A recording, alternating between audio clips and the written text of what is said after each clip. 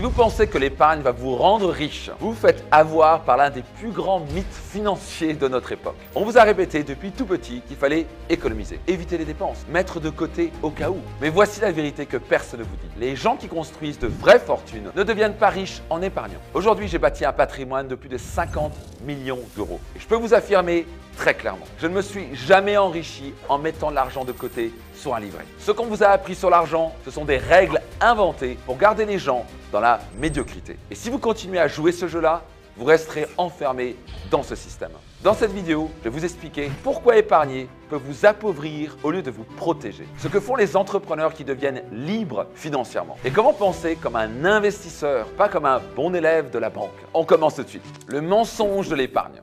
Ce que vous croyez être une sécurité est en réalité une prison invisible. Ayez bien en tête que l'épargne vous rassure, mais vous endort. Depuis tout petit, on vous dit « Sois prudent, épargne un petit peu chaque mois, garde pour plus tard ». Mais personne ne vous explique que ce plus tard ne vous rendra jamais libre. Vous finissez par croire que mettre 100 ou 200 euros de côté chaque mois est une stratégie intelligente. Voici ce que les banques veulent que vous croyiez. Elles vous disent « Placez votre argent ici, c'est sécurisé, garanti ». Mais ce qu'elles ne disent pas, c'est qu'elles prennent votre argent et le réinvestissent à votre place pour faire 10 fois plus de marge. Je donne un exemple simple. Vous mettez 200 euros par mois sur un livret à 2%. Sur 40 ans, le résultat, c'est environ 70 000 euros. C'est rien. C'est lent et en plus, c'est sans compter l'inflation. L'épargne vous donne donc une fausse sensation de sécurité. Vous regardez votre compte grossir, mais vous n'avancez pas. C'est comme marcher sur un tapis roulant. Vous bougez, mais vous ne progressez pas. Et ça, c'est le piège. Vous vous sentez en sécurité, mais vous êtes en réalité bloqué dans le système. Maintenant, pendant que vous épargnez prudemment, d'autres personnes prennent des risques intelligents et construisent leur liberté. Voici ce qu'ils font différemment. Ce que font vraiment les gens qui s'enrichissent. Les riches ne pensent pas en termes d'épargne, ils pensent en termes de levier. Ils n'épargnent pas, ils investissent. La question qui se pose n'est jamais « Combien puis-je garder ?» mais plutôt « Où est-ce que je peux placer cet argent pour qu'il me rapporte plus demain ?» L'argent n'est pas une fin en soi, c'est un outil. Un billet de 100 euros qui dort, ça a zéro valeur. Le même billet investi au bon endroit peut rapporter 1000, 10 000, voire 100 000 euros à terme. Les riches utilisent leur argent comme un levier. Ils achètent 3 choses majeures. De la compétence, à travers des formations, des masterminds, un mentor, du temps, à travers des salariés ou encore des freelances, et de la croissance, à travers de la publicité et de l'acquisition client par exemple. Donc par exemple, quand j'ai commencé à gagner un peu d'argent, je n'ai pas changé de voiture, j'ai investi dans une assistante personnelle. Résultat, j'ai doublé mon temps utile et productif, et donc mon chiffre d'affaires. Les riches différencient capital dormant contre capital productif. Un capital dormant, c'est de l'argent qui stagne et qui dort sur un compte en banque. Un capital productif, c'est de l'argent qui tourne, qui génère du revenu, de la valeur ou des actifs. Donc par exemple, lancer une nouvelle offre, ça c'est productif. Acheter une formation ciblée ou rejoindre un mastermind, ça c'est productif. Par contre, laisser dormir 20 000 euros sur un livret A pendant 5 ans, ça, c'est un capital dormant. Les riches ne veulent pas économiser, ils veulent scaler. Ils cherchent à accélérer la création de valeur, pas à réduire les dépenses nécessaires. Le mindset, c'est comment je peux créer 10 fois plus de valeur avec ce que j'ai. Et non, comment je peux dépenser 10% de moins. Le vrai danger de l'épargne, c'est l'inflation. Ce que vous appelez sécurité fond en silence tous les jours. Vous croyez gagner ? Mais la réalité, c'est que vous perdez. Aujourd'hui, le livret A vous rapporte autour de quoi 2-3% par an. Mais l'inflation réelle est entre 5 à 7%.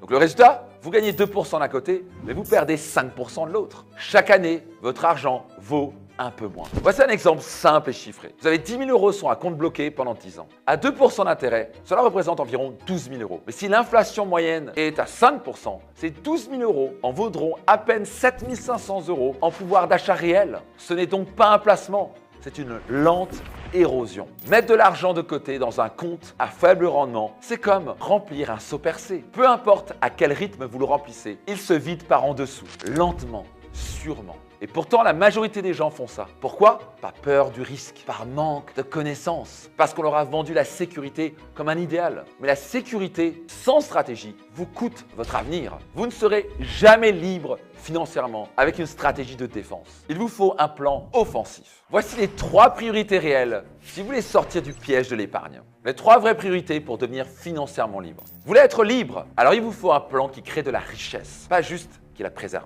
Le voici. Priorité numéro 1, avoir un business rentable avec une marge scalable. Le meilleur levier pour créer la richesse, vendre une solution à un problème à beaucoup de monde avec de la marge. Pourquoi? Parce qu'un business, c'est la seule machine à cash que vous contrôlez à 100%. Par exemple, mon premier vrai levier financier, ça n'a pas été la bourse ou l'immobilier. Ça a été de me former et de créer une offre qui résout un vrai problème que je pouvais vendre en série.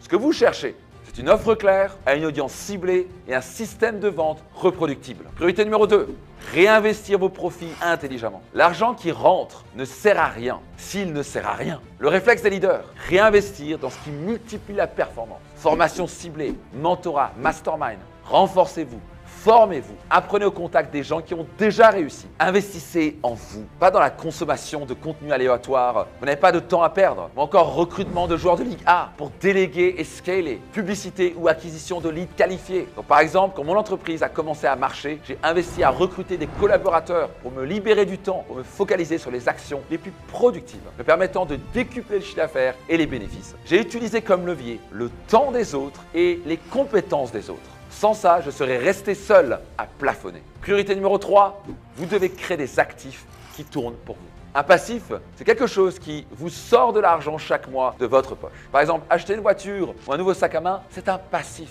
Cela ne va jamais vous rapporter de l'argent. Par contre, un actif, c'est quelque chose qui remplit vos poches de mois en mois. C'est quelque chose qui continue de vous rapporter même quand vous ne travaillez pas. Voici 3 types d'actifs puissants. Numéro 1, l'immobilier, qui génère du cash flow de mois en mois et qui prend de la valeur d'année en année. Numéro 2, entreprise. Quand c'est bien structuré, cela permet de créer un flux d'argent continu. Et en plus, une entreprise, c'est un actif vendable. Et si vous avez appris à faire du pilotage à distance, ça va être une machine à cash flow qui vous rapporte de l'argent mois après mois. Vous avez besoin d'investir très peu de temps. Numéro 3, le contenu. Une vidéo, une formation, un tunnel de vente. Par exemple, l'un de mes vrais actifs que j'ai créé il y a plus de 10 ans, c'est une séquence de mails et de vidéos automatisées. Cela tournait la nuit pendant que je dormais et elle rapportait de l'argent de jour en jour. Là, j'ai compris ce que c'était la liberté. Vous voyez la logique? L'épargne peut exister dans votre stratégie, mais pas au centre. Elle n'est pas le but, elle est le sas, le tampon, le parking. Je vous l'explique dans un instant. L'épargne est un parking, pas une autoroute. Le problème, ce n'est pas l'épargne, c'est ce que vous en attendez. L'épargne peut être utile, mais à court terme. Elle sert à quoi concrètement? Gérer un imprévu, se constituer une trésorerie de sécurité, préparer un achat ou un investissement stratégique.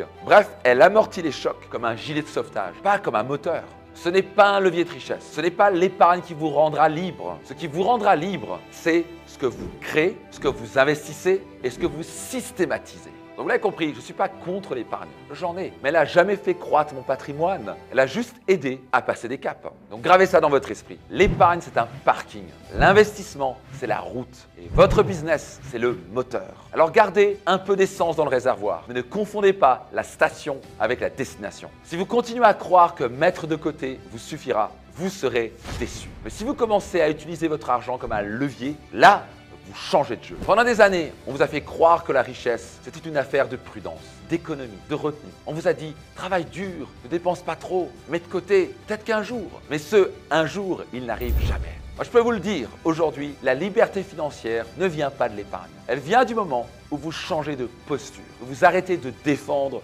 pour commencer à construire.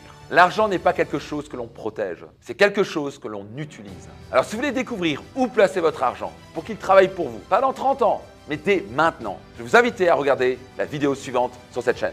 Je vous montre exactement comment pensent les entrepreneurs et chefs d'entreprise libres. À tout de suite!